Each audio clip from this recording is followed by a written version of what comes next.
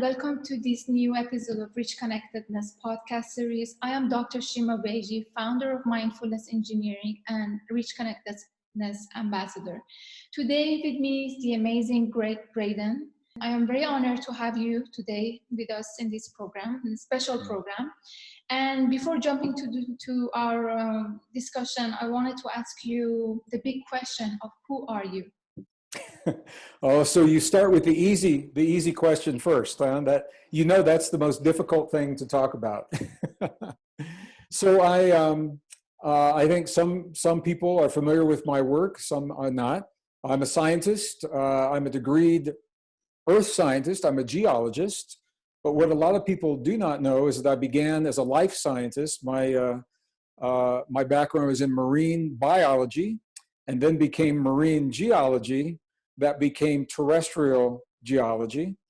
And I say that because I have a strong background in molecular biology, genetics, the life sciences, and it helps me to stay on top of the new discoveries that are being published almost on a weekly basis right now. So my scientific background has helped. I worked in the corporations solving problems. Fortune 500 companies during the energy crisis of the 70s, during the Cold War years of the 80s, and I was the first technical operations manager at Cisco Systems in the early 1990s as they were developing the background for the internet. So all of these things together have given me a very unique perspective that helps me not only to stay in touch with my community, but to stay in touch with the science, the real science, not the pop science, and to find solutions that help us not just survive, but to thrive in a healthy way with whatever life brings to our doorstep, including COVID-19. So I'm an author of, I've got 13 books, 15 film credits, and I'm happy to follow your lead. I'm going to follow the lead of Dr. Shima and the dance that we're doing today. We can talk about whatever you would like to talk about, but that is the background that I'm coming from. Well, thank you very much, Greg. It's an amazing honor, as I said, to have you with me. And I would have never imagined that one day I would have this opportunity to talk with you. So I'm very much aware of this, I think, beautiful moment that we are sharing.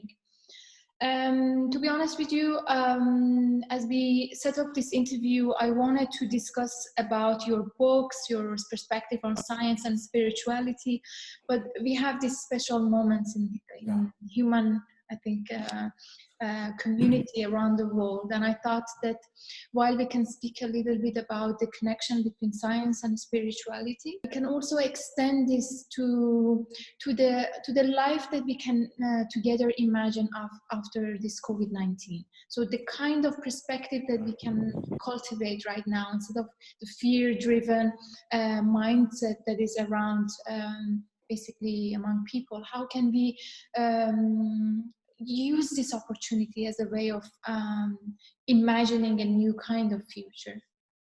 I like the way you think, because you are thinking just the way I was thinking as I was preparing for this interview today. I'm happy to dedicate our time together in service to our community. So what I want to say, first of all, to our community, I want to say to everyone that is watching or listening to this today, is that you are made for exactly this kind of experience. Your body knows exactly what to do in the presence of a contagion like we're seeing right now. And it's no accident that our bodies are made the way they are, because we are designed to thrive, not just survive, but to transcend and thrive in the presence of the kinds of experiences that we have right now. The key is that we must honor our humanness. We must give our bodies what our bodies need to be at their best so that they can do what they are designed to do. On a spiritual perspective, and I'm not going to make a lot of distinction between spirituality here and everyday life here. For me, it all comes together. Life is a spiritual experience. Science is a language that helps us to understand our relationship to the world. And what science is telling us is what I have just shared with you, that our bodies know what to do and that we're made for this. The key is, do we love ourselves enough to live our lives in such a way and to give our bodies the things they need to be at our best? A lot of people are in fear right now. There's a lot of fear, and the media is feeding that fear and supporting that fear. People are afraid because they think they might die. That's the bottom line. People are afraid of COVID-19 because they think they may die. There are some people that are more susceptible. They are more vulnerable to the COVID-19 virus. And there are parameters and criteria to help us understand that. If we have what are called pre-existing conditions. One of the things is many people don't know what the pre-existing conditions are. So if we are overweight, if we are obese, that is a pre-existing condition that impacts the immune system. If we have poor nutrition, if we have hypertension, high blood pressure, heart issues, lung issues, we know all these things. If we have had cancer and undergone chemotherapy or radiation, we all know that's hard on the immune system. So we have to be honest with ourselves. Are we in that high risk category? And if we are, to take the precautions and do what we need to do to protect ourselves. That's just being very honest and very factual. Now, the science tells us that even if we are in those high risk categories, we can change that. Our bodies respond very quickly to the things that we do to support our immune system and support our health and to support our life. And they're all the things we already know about: nutrition, exercise, sleep, stress. Nutrition, we're asking ourselves each day, do we love ourselves enough to give our bodies the nutrition that our bodies need so our bodies can do what they're designed to do? What does that mean? That means eating real food, not food that comes from a machine, but food that is grown in the ground, food that comes from the natural world. And we all know that. We know that. But this is an opportunity. If we're not doing that in our lives right now, we are being asked to take some time to change that. And in a matter of days, hours and days, our bodies begin to respond to healthy choices in nutrition.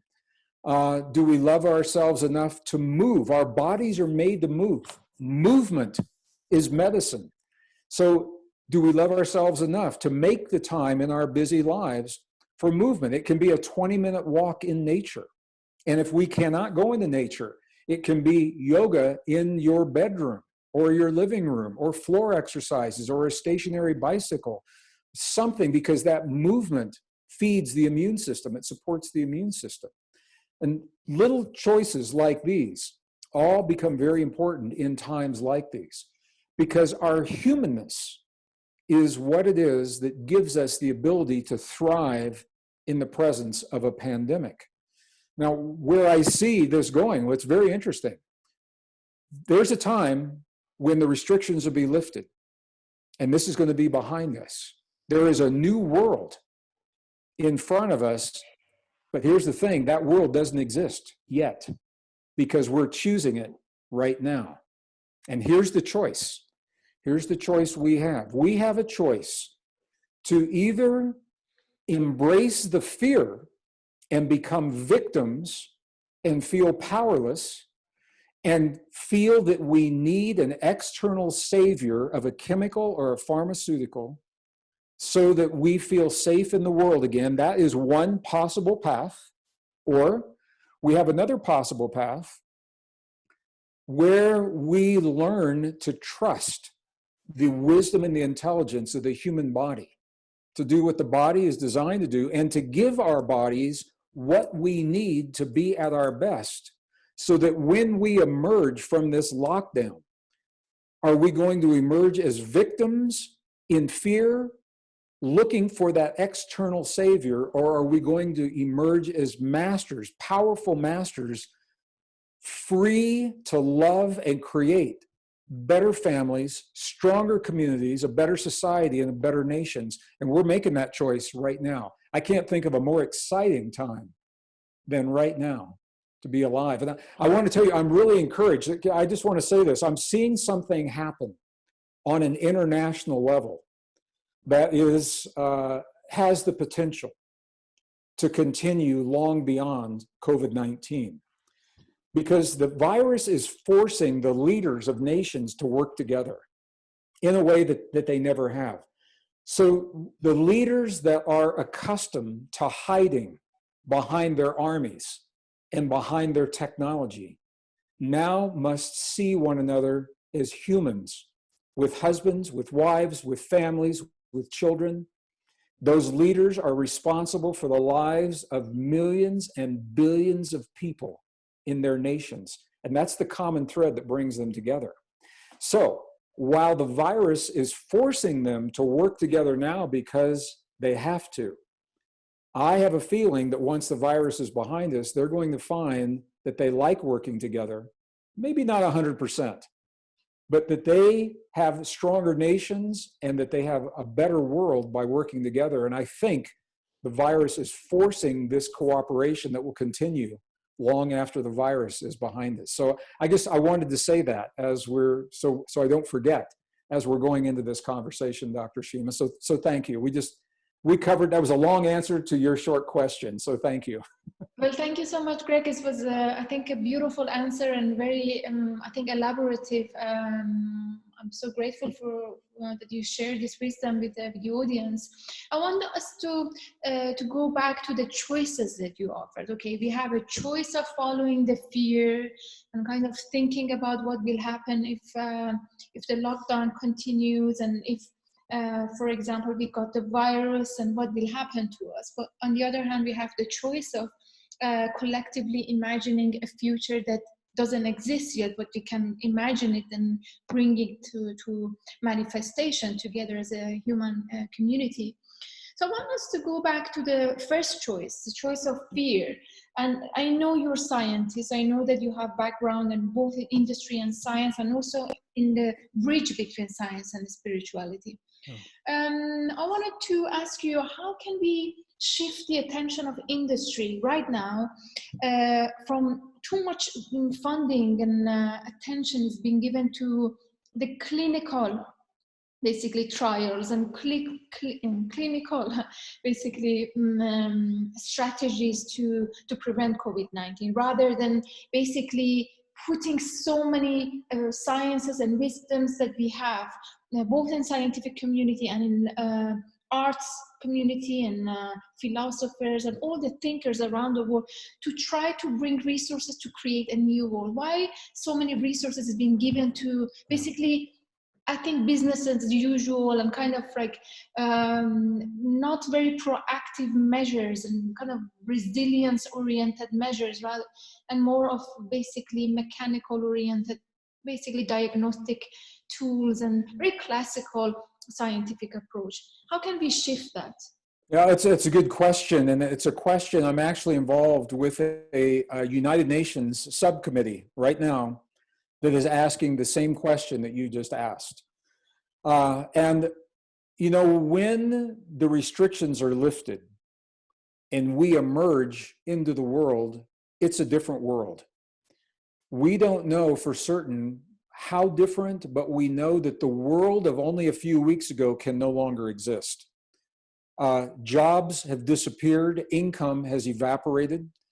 The ways that we used to gather together are going to change. And I think this is an opportunity, and this is what I said to the United Nations. The technology, it's not good, bad, right, or wrong. The corporations, the machines, all of that, they are all subject to the way that we implement them. And our role, our job, is to create the priorities where human life is the foundation. Human life is the cornerstone, and human life is the first consideration when we are implementing any strategy for any reason. If we honor the principle of human life first, we cannot go wrong if we align our technology to support that principle, if we align industry to support that principle, if we put the industry first if we have the consideration of the corporations first and human life is secondary, that's where we have been in the past. And what we know is it doesn't work, it's not sustainable, and it is not honoring of human life. The world is shut down. For the first time right now, the statistics are showing almost 1/3 of the planet's population, almost 2 billion people, are now sheltered in place at the same time, simultaneously. We have never had that happen before. Industry is shut down. Airlines are shut down. Food services are shut down. This is a reset. It is an opportunity for a global reset.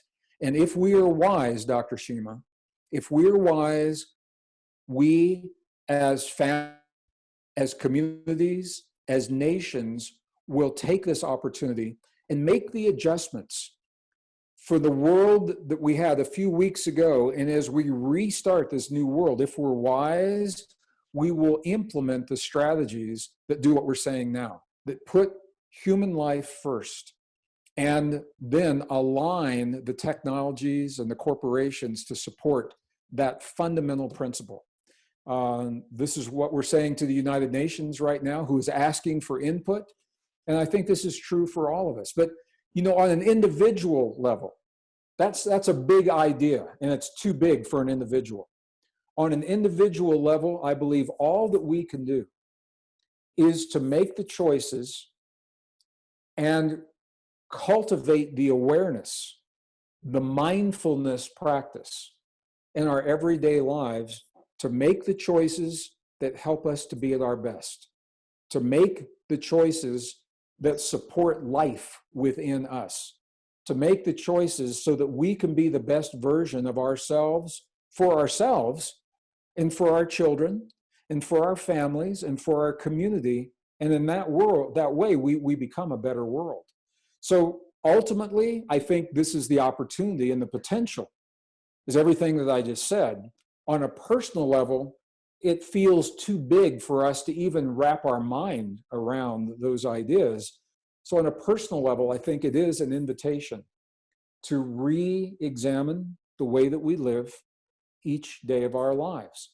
The choices that we make, where we spend our time, what is the priority, and where we need to make those adjustments without judgment of the past. The past worked well enough to get us where we are today. We're here because of the past. And now the world just changed. And now we get to readjust now where we are here so that it better fits into that new world, or that it better serves us in that world that's emerging. And it's a rare opportunity. I've never seen this, certainly in my lifetime, and I don't think we've seen it on a global level ever in the history of humankind, at least not for 5,000 years. So I hope we recognize the opportunity. We will get through this. We'll get through it together, and I believe we'll be better people. The opportunity is now, will we make the choices to create a better world? And the beauty of what I'm saying is that world doesn't exist because we're creating it right now through the choices that we make. And we can only make those choices if we're honest with ourselves. So if we choose the path of fear, which is what's being fed through the mainstream media, that there is an enemy that we must fight and that we are powerless without the help of some external agent, whether it's a pharmaceutical or a chemical drug of some kind, that without those we're powerless. That is one way of thinking. And that will lead us on the other side of this pandemic. We will emerge as victims, powerless victims, giving our power away to something outside of our bodies. Or we can take this time to reinforce what our bodies already know how to do, to cultivate and nurture our humanness. Because the human immune system for 200,000 years has known what to do with a contagion. And our bodies know what to do with it now We have to give our bodies what our bodies need so that they are optimized to do what they are made to do. And when we do that, we come out from COVID-19 not as powerless victims, but as powerful masters. And in that mastery, we are free to love and free to build the kind of societies, the kind of industries, and the kind of world that reflects those new understandings. So I think that is the opportunity that we have right now. Amazing. Thank you so much, Greg. I have, I think, two questions I want to ask you. Okay. One is the question about how can, I mean, there's so many small and medium businesses that they have basically suffered so much as a result of this crisis. There are so many entrepreneurs that have lost their jobs. There are so many people that are now struggling with basically day-to-day,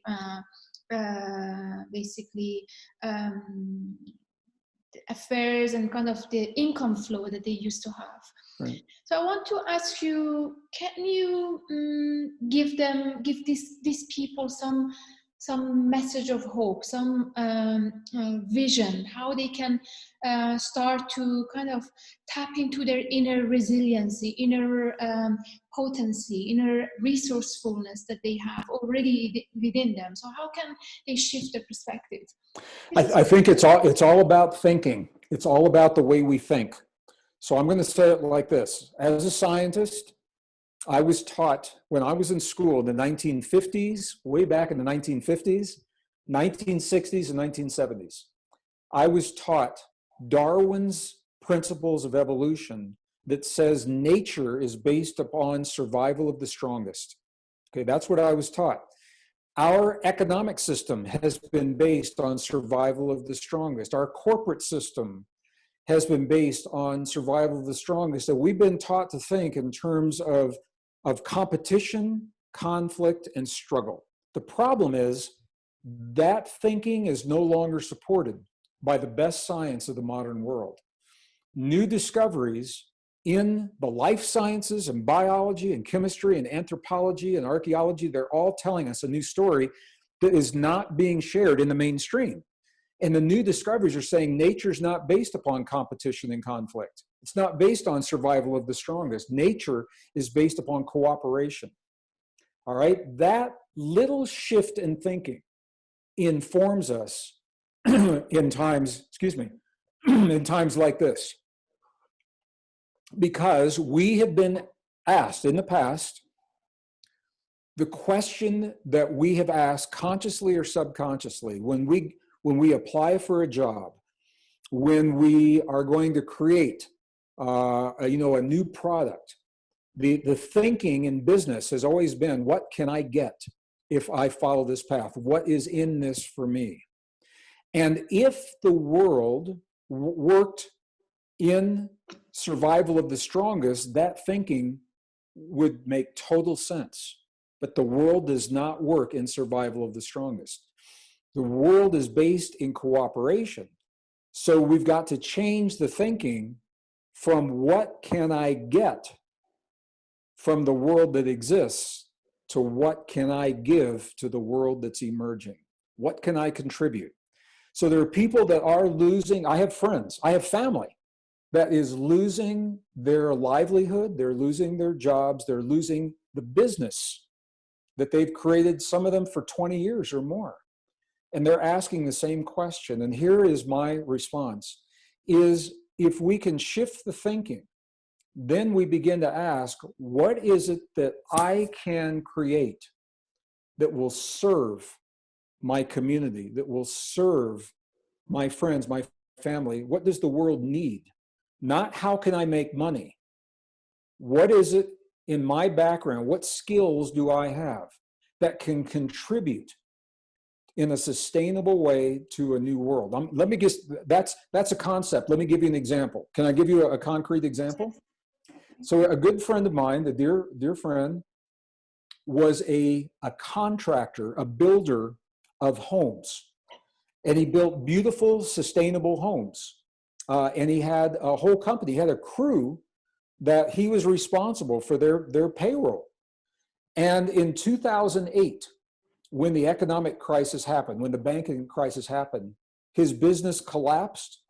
All of his employees, he had to let his employees go. He had no money. Nobody was building houses. It was a housing crisis. And he was in depression. He lost everything. He said, what am I going to do? And he was struggling for weeks. One night, he had a dream. And he woke up from his dream. And he says it happened about 3 o'clock in the morning. He woke up and he asked this question. He said, what does the world need? And what can I do to give the world what's it needs? He says, I'm a builder. I don't have a degree in the sciences or technology. He says, I'm a builder. What can I do that the world needs? He said, well, the world needs water. That's true. The world needs energy. He said, the world needs food. And the next morning, he got up and on a piece of paper, he designed the blueprint that became the model for a system of self-watering, self-heating, raised gardens that provide food in an individual's home year-round, no matter what the temperature, no matter what the rain, no matter where they live, and they're modular. You can have one or you can have many. And he began building those and installing them, and all of a sudden, more people wanted them, and he had to hire more people, and now he has more employees than he ever had, and these things are being shipped all over the world, and he loves getting up in the morning, building something that is going to help people take care of themselves, which is very, very different than building homes because you're going to make a lot of money. So he asked the question, he shifted from what can I get to what can I give? And that is a real true life example. Now, I'm not saying everyone goes out and builds gardens, but you get the idea, the principle here, this little shift of thinking. In each one of us, Dr. Shima, we all have a gift, something that we can do that nobody else can do. We can do uniquely through our creativity, through our vision, through our imagination, and through our dreams. Our job is to find that something and then share it with the world. In the past, it was an invitation of opportunity. Now, I think it's becoming a necessity. If we're going to survive, we've got to find new ways to survive. And what better way to survive than by sharing our gifts with the world? And I think it's true for everyone. I mean, such a beautiful answer. And I was thinking, such an eloquent speaker you are. It's just the way you put all these messages. It's just a beautiful flow of ideas and sharing. I think we're approaching the to the end of our interview. And to end our discussion, I wanted to ask you that you're such a unique scientist, thinker, philosopher, but also a leader right now. I wanted to kind of maybe ask you that how did you make a shift from being a scientist? I mean, I am myself a scientist. I made the shift 10 years ago to kind of bring more of spirituality into my science and kind of change the way how I do science as a way of kind of offering my service to the world. I wanted to ask you, how did you make the shift from being an intellectually oriented person, as in science we put so much focus on intellect and the data that we produce from the perspective of analysis, but when we move towards spirituality and in a meaning of basically offering service to the world, how did you make a shift from being an intellectually driven person to someone that is so aligned with his heart and kind of this, I think you're speaking from your heart because it really is flowing so beautifully. So how did you make that shift? What was the aha moment, that special moment in your life that you realized that this is the way for you, this is the way that you want to live the rest of your life? That's a big question. I have known in my life since I was 5 years old that I wanted to serve. I love this world. I love the people of this world. and I've always wanted to live my life in some kind of service. And I didn't know what that would be. I thought it might be as a musician. I'm a musician as well, and I have been all of my life.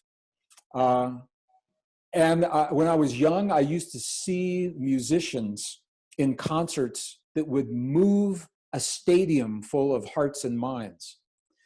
But at the end of the concert, people were missing something because they had to have the album or they had to have the CD to repeat the experience. But I also saw speakers. There is an inspirational speaker in the US. His name was Billy Graham. And I'm not saying I bought into his message, but I'm saying I watched him speak only words in a stadium of 70,000 people. And when those people left, they didn't need to have the album or the CD to have the experience continue because something inside of them changed. And in that change, they were new people and they thought differently about their lives. And that was important for me to see that. So I saw that when I was 10 years old, and it had an influence on me. When I was in the corporations during the Cold War was a very frightening time in the history of our planet. Some people don't even know that it was happening. When the superpowers had the nuclear arsenals that could destroy this beautiful planet and everyone on the planet. It was horrible, horrible to even think about. And I asked myself a question one day. And I asked myself, if I died in this moment, if I left the world right now, and I could never come back to this life, and I looked at everything I've accomplished up until this moment, would I feel complete with my life? And before I even finished the question, this voice inside was saying, no, I wouldn't feel complete. And my next question was, what would it take to say yes? What would need to change in my life to know that at the end of my time in this world, I have done and given whatever it is I feel I can do and give to the world? And the answer to that question becomes the gauge for every choice I make every day in my life. So it led to me leaving the corporations to begin to write and speak full time about the understandings that I have arrived at through my study of ancient civilizations, ancient cultures, and modern science, and how those sciences are very, very different from what we've been led to believe. But I believe they are truthful and sustainable. So it comes down to, for me, it was a personal choice. How can I serve? Rather than what can I get from the world that exists, what can I give? What can I offer? What can I contribute? And it's a question, Dr. Shima, I ask myself every day. And I'm a student. I'm a student of life, of listening. I'm learning still to become a listener. For my audiences and the people that write to me, to listen, what is it that they need to hear that will help them in their lives? And from that listening, I am informed, and it helps me to direct where the studies go and how I express those studies. So it's a long answer again to a short question, but it's an honest answer. It was the question, if I would feel complete in my life if I were to leave this world. And at that time, and I was in my 30s when I asked that question, and I'm in my late 60s right now. So it was over 30 years ago that I asked that question. Thank you so much, Gregg, for sharing this honest and authentic answer. I want to thank you for being with us. It was an honor to really have you and to connect with you. Thank you very much for the audience for listening to us. If you have any final words, anything to share by the end of the interview? I have a question for you. So you just said that you are a scientist. I don't know you. What kind of a scientist are you? And the science that led you from that world to what you're doing right now. What is your background? Okay, so my background is that I am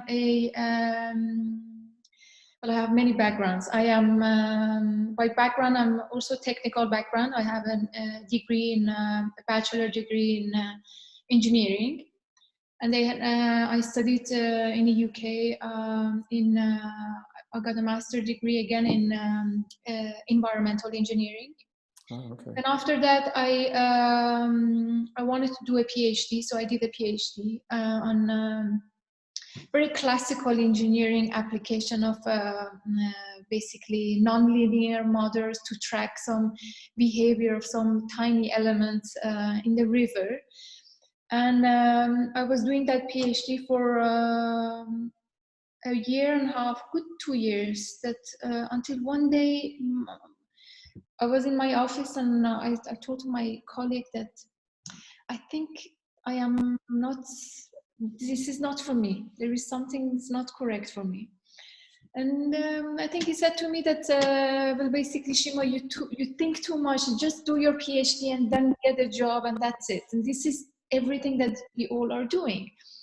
I said, okay, so this, the thoughts really kind of didn't leave me. It was with me for good, I think, 4 months until I think around midnight one day, around 3 o'clock or 2 o'clock, I had this inner voice really clearly telling me that this is not for you, quit. I think it took me around 1 week to really kind of digest the sound and the voice and really kind of bringing myself to the point that to really drop out of this PhD because I was dedicating so much of myself to the program. So I did, and I couldn't find anything else for another 6 months. So I was basically very depressed and very upset that I cannot find anything else and nobody is supervising me, but there is no topic for me. This and what can I do? And I think until one day that I met another supervisor who said, I want someone, of course in engineering again, I want someone that has some technical expertise, but also a creative mind, someone that is not just an engineer. And I said, I didn't know how to convince my PhD supervisor, so I read a poem to him.